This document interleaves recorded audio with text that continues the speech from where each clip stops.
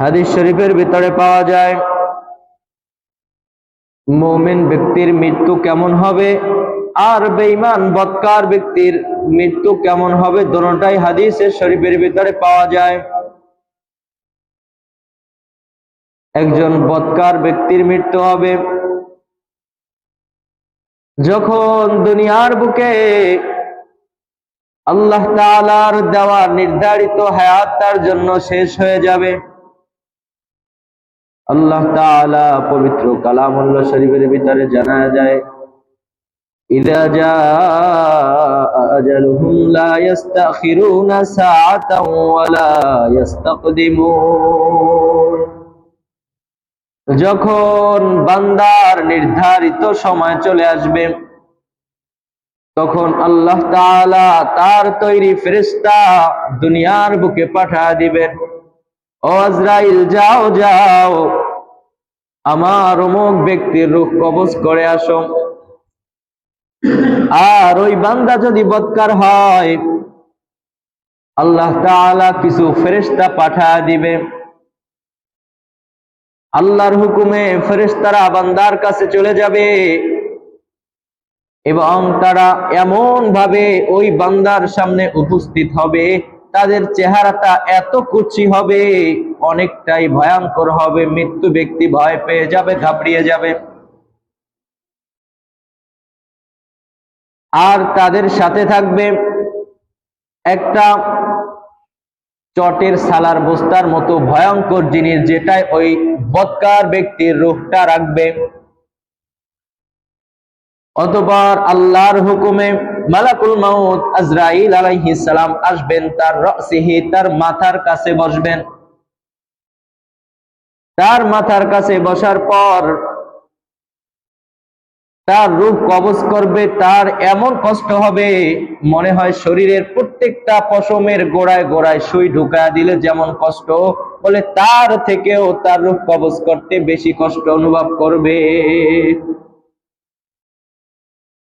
ওই বদকার ব্যক্তির রূহ কবজ করার পরে ফেরেশতারা হাতে নিয়ে বেশি সময় থাকবে না। ফেরেশতারা রূহ কবজ করার পরে ওই সালার চটের মতো ভয়ঙ্কর জিনিসের ভিতরে পেঁচাবে। আর তাড়াতাড়ি করে তারা বেশিক্ষণ থাকতে পারবে না, তাড়াতাড়ি করে উপরের দিকে চলে যাইতে থাকবে। দুর্গন্ধ বড় সহ্য করা যায় না, এমন অবস্থা হয়ে যাবে। উপরের দিকে নিতে থাকবে, ফেরেশতারা জিজ্ঞাসা করবে, ও ফেরেশতার দল, কার রূহ নিয়ে যাইতেছো, এত দুর্গন্ধ কেন? ফেরেশতারা জবাব দিয়ে দিবে, তার বাবার নাম, তার নাম, অসুন্দর যে নামগুলা আছে সেই নামগুলা ডেকে ডেকে বলবে, অমুকের ছেলে অমুক, সে দুনিয়ার বুকে আল্লাহর হুকুম যথাযথভাবে পালন করে নাই, রাসূলের তরিকা মতো চলে নাই, এই জন্য তার আজকে এই অবস্থা, তার রূহ থেকে দুর্গন্ধ বের হইতেছে। তাকে আল্লাহ তাআলার কাছে নিয়ে যাইতে চাইবে। আসমানের নিকটে যাওয়ার পরে ফেরেশতারা তাকে উঠতে দিবে না। আর আল্লাহ তাআলা ওই ফেরেশতাদেরকে অর্ডার করবেন, হুকুম করবেন, ও ফেরেশতার দল, এই রূহটাকে ইল্লিনে গিয়া না, এই রূহটাকে সিজ্জিনে যাও। জাহান্নামের তলদেশে এমন একটা জায়গা যেটাকে সিজ্জিন বলে, ওই সিজ্জিনে গিয়া তার রূহটাকে লিপিবদ্ধ করে আবার কবরে তার রূহটাকে পৌঁছায় দাও। দুর্গন্ধ সহ্য করতে পারবে না। কবরে রাখার পরে তার সওয়াল জবাব শুরু হয়ে যাবে, মান রাব্বুকা ওয়া মা দীনুকা, তোমার রবকে, তোমার দিন কি, এবং তোমাদের কাছে যে একজন বার্তাবাহক পাঠানো হয়েছিল তার নাম কি, সে কে? আর ওই ব্যক্তি এই দুনিয়ায় বসে যে প্রশ্ন মুখস্থ ছিল সেই প্রশ্নের উত্তর দিতে পারবে না। বদকার হওয়ার কারণে সেখানে সে একটাই উত্তর দিবে, হা হা লা আদরি, আমি কিছুই জানি না, আমি কিছুই জানি না, কিছুই বলতে পারবে না। জিজ্ঞাসা করবে তোমার রবকে, বলবে আমি কিছুই জানি না। বলবে তোমার দিন কি, তোমার ধর্ম কি, কিছুই বলতে পারবে না। বলবে তোমার নবী কি, তোমার নবীর নাম কি, তাও বলতে পারবে না। আর আল্লাহ তাআলার হুকুমে ফেরেশতারা জাহান্নামের বিছানা বিছায়া দিবে এবং জাহান্নামের পোশাক পরিধান করায় দেওয়া হবে, জাহান্নামের সাথে দরজা বানায় দেওয়া হবে এবং ওই জাহান্নামের দরজা থেকে জাহান্নামের আযাব এসে তাকে কবরে বসেই বেষ্টন করে ফেলবে। কবরে আগুন ধাউ ধাউ করে জ্বলতে থাকবে, উপরেও আগুন নিচেও আগুন। দুই পাশের মাটি এতটাই সংকীর্ণ হয়ে যাবে, এক পাশের মাটি আর এক পাশের মাটি এমন জোরে চাপ দিবে, পাঁজরের হাড্ডিগুলো এক পাশ থেকে আর এক পাশে ঢুকে যাবে। আল্লাহ তাআলার হুকুমে ফেরেশতারা ওই কবরের ভিতরে, বৎকারের কবরের ভিতরে সাপ নিযুক্ত করে দিবেন। ওই সাপে ধ্বংসন করতেই থাকবে, ধ্বংসন করতেই থাকবে। এরকম ভাবে কবরে বসে এই বৎকারদের বিভিন্ন প্রকারের বিভিন্ন ভাবে আযাব চলতে থাকবে। আর যদি দুনিয়ায় বসে ওই ব্যক্তি নেককার হয়, ওই ব্যক্তি যদি দুনিয়ায় বসে আল্লাহর হুকুম রসুলের তরিকা মতো চলে যায়, তাহলেও তাকে মৃত্যুবরণ করতে হবে। পৃথিবীতে কেউ চিরস্থায়ী থাকতে পারবে না। যখন নেককার ব্যক্তির সময় শেষ, তার হায়াত শেষ হয়ে যাবে, আল্লাহ তাআলার হুকুমে আল্লাহর ফেরেশতারা দলে দলে তার রূহ কবজের জন্য আসবেন। হাদিস শরীফের ভিতরে পাওয়া যায়, ওই নেককার মৃত্যু ব্যক্তির নজর যত দূরে যাবে, আল্লাহর তৈরি নূরের ফেরেশতারা তাকে সংবর্ধনা দেওয়ার জন্য সারিবদ্ধ হয়ে দাঁড়িয়ে যাবে এবং মালাকুল মাউত আজরাইল আলাইহিস সালাম আসবেন, তার মাথার কাছে বসবেন এবং তার রূহটা কবজ করবেন। বলে তার রূহটা এমন ভাবে কবজ করবেন, এত আসানের সাথে, একটা পানি রাখার পাত্র থেকে যদি ফোঁটা ফোঁটা পানি গড়া পড়ে, তাহলে যেভাবে অনুভব হয় না, কোনো কষ্ট মনে হয় না। নেককার ব্যক্তির রূহ এমন ভাবে কবজ করবে যে ওই নেককার ব্যক্তি একটুও অনুভব করবে না, একটুও কষ্ট অনুভব করবে না। ওই নেককার ব্যক্তির রূহ কবজ করার পরে জান্নাতি সুগন্ধি মাখা কাপড়ে পেঁচায়া তার রূহটাকে নিয়ে যাওয়া হবে। জান্নাতি সুগন্ধি ফেরেশতারা নিয়ে আসবেন, এমন সুগন্ধি যেটা পচা দুর্গন্ধ থেকে মুক্ত করে এবং সুঘ্রাণ। এই সুঘ্রাণ মিশ্রিত কাপড় দ্বারা ফেরেশতারা তার রূহকে উপরের দিকে উঠা নিয়ে যাবে। সুঘ্রাণ শুনে ফেরেশতারা জিজ্ঞাসা করবে, ও ফেরেশতা, কার রূহ নিয়ে যাইতেছো? দুনিয়ায় তার সুন্দর নাম ধরে ফেরেশতারা বলতে থাকবেন, অমুকের পুত্র অমুকের রূহগুলা নিয়ে যাইতেছি। বলে তার রূহ থেকে এত সুঘ্রাণ আসার কি কারণ, কেন এত সুঘ্রাণ আসতেছে? ফেরেশতারা জবাব দিয়া দিবে, ও ফেরেশতা, দুনিয়ার বুকে এই বান্দা আল্লাহর পুরাপুরি হুকুম মেনেছে, রসুলের তরিকা অনুযায়ী চলেছে, তার যতটুকু সক্ষমতা ছিল আল্লাহর হুকুমের বিরোধিতা করে নাই, এজন্য আজকে সে নেককার সাব্যস্ত হয়েছে। আর আল্লাহর হুকুমে আমরা তার রূহটাকে এইভাবে সংবর্ধনা দিতে দিতে দিতে দিতে ইল্লিনে নিয়ে যাইতেছি। প্রথম আসমান, দ্বিতীয় আসমান, সপ্তম আসমান পার হয়ে আল্লাহর হুকুমে ইল্লিনে তার নামটা লিপিবদ্ধ করার পরে আবার রূহটাকে কবরে পাঠায় দেওয়া হবে। কবরে যখন তার প্রশ্ন করা হবে, মান রব্বুকা ওয়া মা দীনুকা ওয়া মা নবিয়ুকা, তোমার রবকে, তোমার দ্বীন কি, আর তোমার নবীর নাম কি? ওই নেককার ব্যক্তি সাথে সাথে বলে দিবে, আমার রব হলো আল্লাহ, আমার দ্বীন হলো ইসলাম, আমার নবীর নাম হলো জনাবে মুহাম্মাদুর রাসূলুল্লাহ সাল্লাল্লাহু আলাইহি ওয়াসাল্লাম। যখন তার প্রশ্নের জবাব দেওয়া হয়ে যাবে আল্লাহর হুকুমে, তার জন্য ফাফরিশুহু মিনাল জান্নাহ, তার জন্য জান্নাতের বিছানা বিছায়া দিবে আল্লাহর তৈরি ফেরেশতারা। ওয়ালবিসুহু মিনাল জান্নাহ, এবং তাকে জান্নাতের পোশাক পরিধান করা দেওয়া হবে কবরে বসেই। ওয়াফতাহু লাহু বাবান ইলাল জান্নাহ, এবং তার কবরের সাথে জান্নাতের সাথে দরজা বানায় দিবে। সুবহানাল্লাহ। ওই কবরে বসেই নেককার বান্দা তিনি জান্নাতের নাজ নেয়ামত বিভিন্ন ভাবে ভোগ করতে থাকবেন। জান্নাতের নাজ নেয়ামত কবরে বসেই ভোগ করবেন, কবরে বসেই ভোগ করবেন। আর ওই বদকারের স্থান, ওই যে কবরে বসে আযাব শুরু হয়ে গেছে, সে যদি দুনিয়ায় বসে আল্লাহর উপর বিশ্বাস না রাখে, তাহলে এই কবরের আযাব থেকেই সে চিরস্থায়ী আযাব জাহান্নামে পতিত হয়ে যাবে, যেখানে সে চিরস্থায়ী থাকবে, আর কখনো সেখান থেকে বের হতে পারবে না। আর নেককার বান্দা ওই কবরে বসেই তার জান্নাতের নাজ নেয়ামত ভোগ করা শুরু। এরপর থেকে যত ঘাটি আছে, প্রত্যেক ঘাটিতেই আল্লাহ তাআলা তাকে বড় সম্মানের সাথে পার করা জান্নাতে পাঠিয়ে দিবে। এজন্য এখনো সময় আছে, এখনো সময় আছে। যেদিকে তাকায় সেদিকেই শোনা যায় যুবকও মারা যাইতেছে, বৃদ্ধ মারা যাইতেছে, নাবালেগ বাচ্চারাও মারা যাইতেছে। আসার সিরিয়াল আছে, যাওয়ার কোনো সিরিয়াল নাই। বাবার পরে ছেলে, ছেলের পরে নাতি, এরকম ভাবে আসার সিরিয়াল বড় থেকে ছোট আসে, কিন্তু যাওয়ার কোনো সিরিয়াল নাই। বৃদ্ধ চলে যায়, যুবক চলে যায়, নাবালেগ চলে যায়। অতএব আমরাও বলতে পারি না কখন আল্লাহ তাআলা আমাদেরকে ডাক দিয়ে দিবে। তবে প্রকৃত চালাক হাদিসের ভাষায় ওই ব্যক্তি, যেই ব্যক্তি দুনিয়ায় থেকে দুনিয়ায় চলে, দুনিয়ার নাজ নেয়ামত ভোগ করে আখিরাতকে কামাই করে, ওই ব্যক্তি সবচেয়ে চালাক।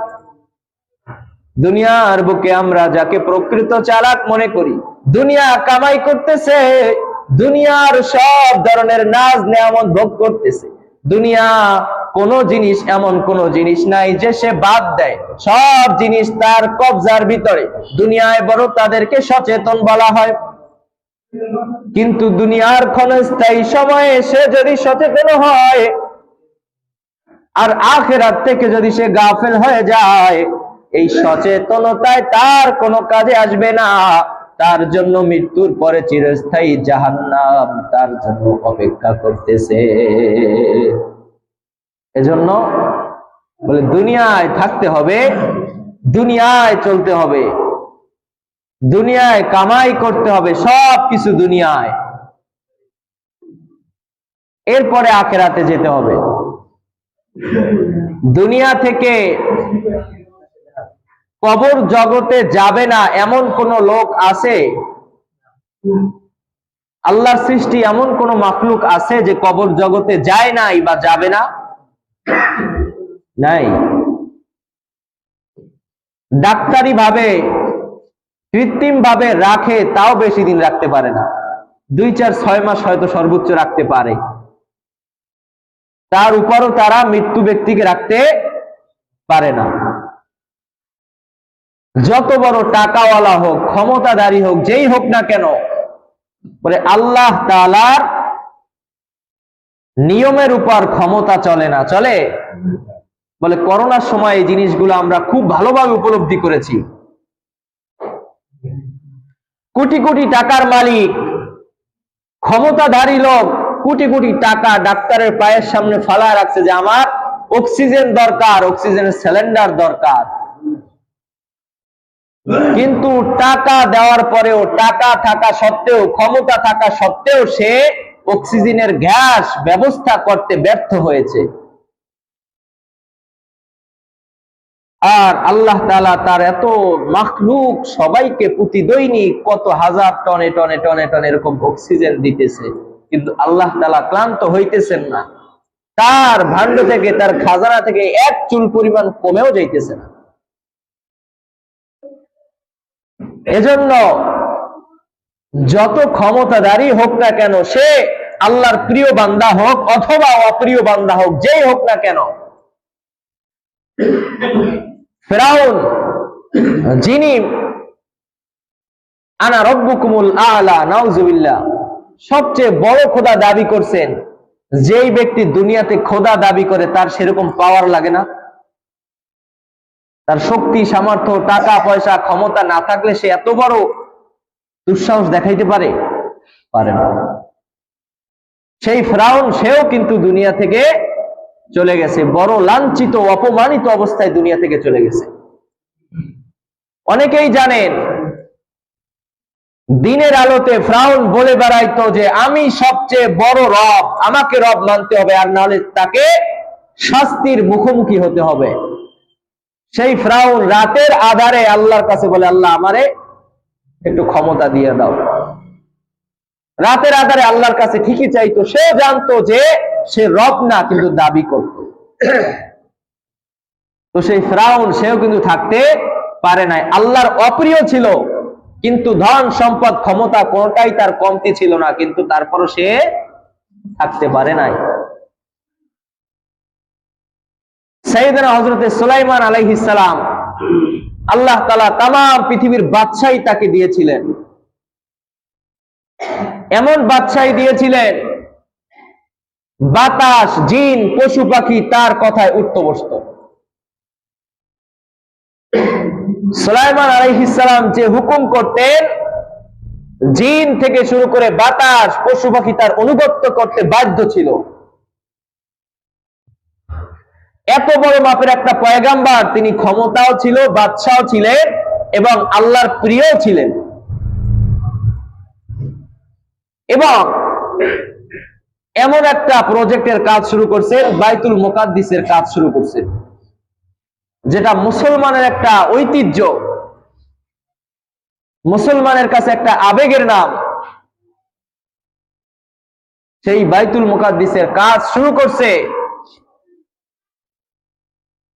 আল্লাহর এত প্রিয়, ক্ষমতার দিক দিয়ে লক্ষ্য করলে ক্ষমতাও আছে, বাদশাহীও আছে, আবার বড় ভালো একটা কাজের আঞ্জাম শুরু করছেন, বাইতুল মুকাদ্দিস বানাবেন। এই মুহূর্তে তার হায়াত শেষ হয়ে গেছে।